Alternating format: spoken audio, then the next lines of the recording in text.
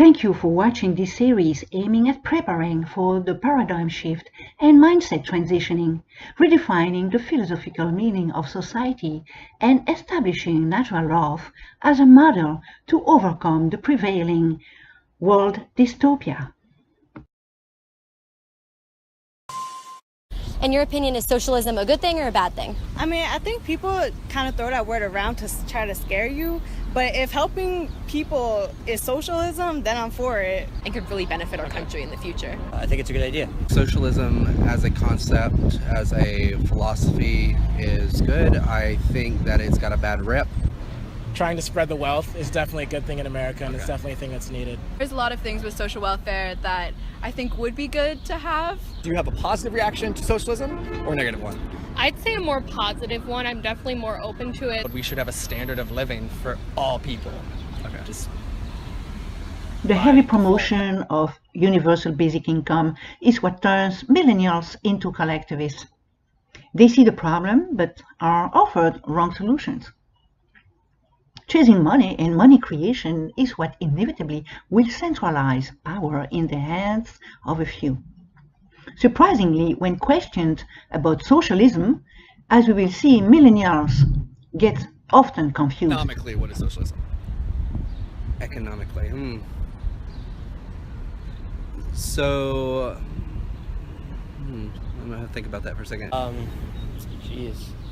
I guess just specifically getting rid of that wealth gap in the United States. How would I describe it as little words possible?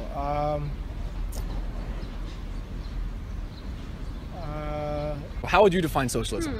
I mean, it's definitely more of an open form of government, and it feels like a lot more accessible to a lot more people. More realistically, the world has had much of the same. Free markets have never really existed. Centralization is collectivism. Overall, we have had various forms of either collectivism or fascism over the centuries, depending on which side of the fence one decides to scrutinize the issues. All ideologies favoring speculation are wasteful systems. Just think about the world pollution caused by hyper-consumerism. Endless profit-seeking requires us to consume more and more. Market obsolescence and the decreasing food quality are mere symptoms too.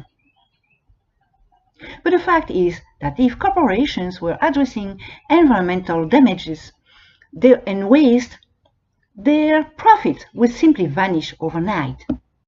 The theories of individualism and unlimited profit-seeking, Adam Smith and Ayn Rand favorites, were used as bait to promote a false sense of freedom. At the end of their careers, even Hayek and Friedman quietly conceived behind closed doors that free markets only work on paper and talked of the need of some sort of basic income. Milton Friedman is right when saying that a society that puts equality before freedom will get neither, and that a society that puts freedom before equality will get a high degree of both. Unfortunately, freedom cannot come first when people compete and are ready to trample human rights for the sake of profit-seeking. Moreover, Hayek's quote speaks only of income supplement. It does not even address any full unemployment as a consequence of automation and robotics. Socialism and capitalism regard basic income almost the same way. But what it does also mean is that the economic theorists perfectly knew and still know that the markets are designed to fail in breeding a poor class. And both look at the government to fix this. Now just imagine that you were used to a $40,000 yearly salary and see your living standards plunge practically overnight as you must begin to rely on basic income. Do you really think that you will receive that much from some basic income program? As custodians essentially focus on the philosophical and metaphysical case for a money-free society. But let's listen to Peter Joseph's economic insight in the next segment.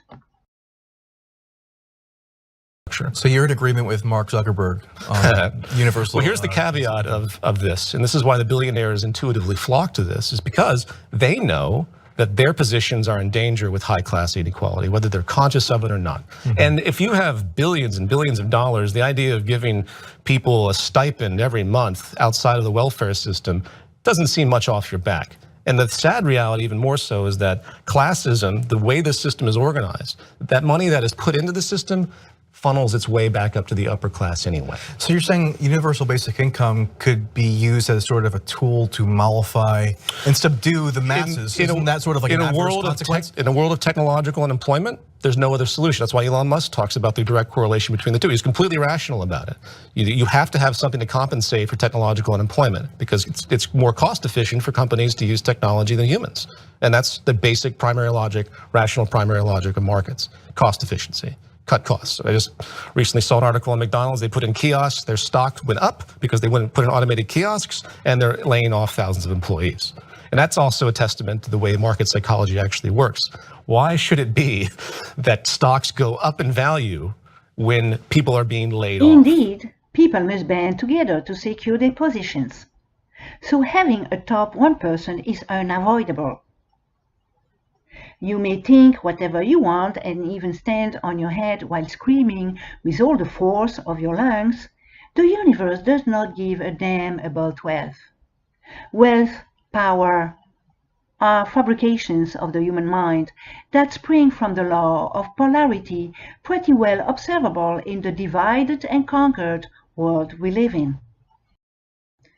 The law of polarity, when manipulated, shapes social control and does rest on a casino-like perception about life, with the winners and the losers.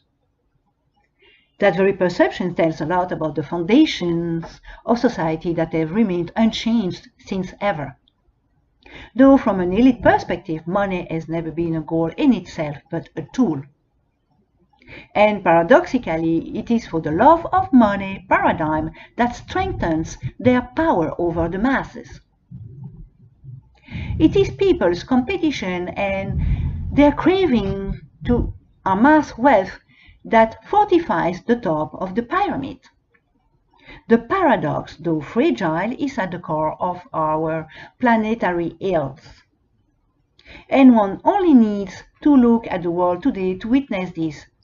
As soon as one seeks to join the clubs of the fittest, and regardless of the aftermath, one is also supplying the counter-trend with more losers.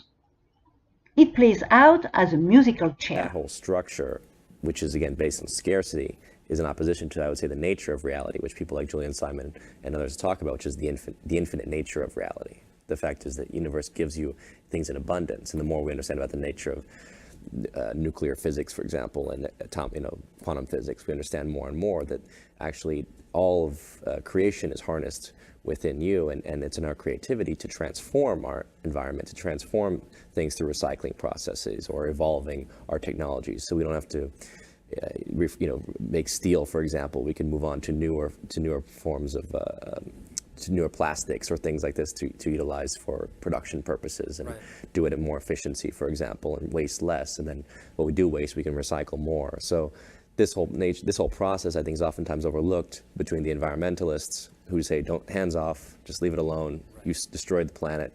Go back to hunter-gatherer," and the sort of the conservatives who just say, "Just burn as much as you can, and don't worry about the consequence. Dump it, dump whatever you burn and destroy. Just dump it in the river and the air, and don't think about the consequence, or in the ocean. Don't think about the consequence of what's going to happen to your future, let alone the toxicity you're putting into your mouth and body and whatnot."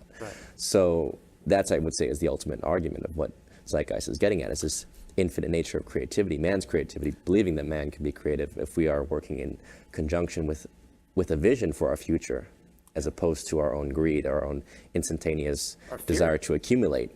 it's Right. the fear-driven psychology is still stuck with us, and it's just not necessary anymore. What you just pointed out is what Fuller called a regenerative universe. It's us realizing that the universe is regenerative. Yeah. I mean, there's entropy and stuff like that, but everything about what's happened, everything that about nature doesn't just dissipate and die. Right. It's always funneling into a larger order system, a sort of systems theory view of the world. Everything is connected. Well, and there's negentropy too, right? The whole nature of how humans come about, how Sure. life comes forth. Sure. It can't just be entropic. There has to be negentropy working at the same time Right, to exactly. give life. Right. Otherwise, it would just be death, and there would be no life. And that holism has been pretty much lost for thousands of years. I think you probably can go back to native cultures, and they had an intuitive sense of that. But once this business mindset really took forward, and the need for economic growth and the structure of needed employment, all of that regenerative processes, that sensitivity to what the earth is actually doing, and the natural law has been completely lost. So we need to return back to that point. The subjectivity of value is the main challenge people must come to terms with, and for a money-free society to win over. But it is really about sensing versus knowing, and knowing is more important than sensing. Unfortunately, most people sense that they still can do good in a system that is so blatantly beyond repair. Meanwhile, the big and objective picture, real knowledge or lack thereof, is gobbling us up every day more and more. A future presentation will address the subjectivity of value more deeply. So please subscribe to the channel. The Earth Custodians movement merely strikes at the core, and there is nothing to lose, really. Free will comes with personal responsibility, and there is no personal responsibility without staring at the precipice and taking action. And yes, free will does exist, but within the law.